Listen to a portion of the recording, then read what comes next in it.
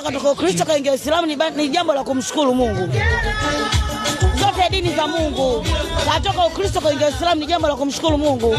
Leo unajisikiaje lakini ikiwa ni jambo kubwa limefanyika? Acha ingekuwa wewe mzazi ungejisikiaje? Najisikia furaha sana. Yapi ambao unamwasa mwanao Gigimane mbele ya umati wa Tanzania? Nishamwasa. Hata sentensi 3 tu mama yangu, watu wanataka kukusikia.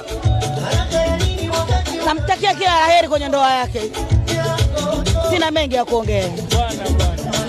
Tunaambiwa kuna jambo lingine linakuja kubwa mwezi wa 4, jambo gani hilo?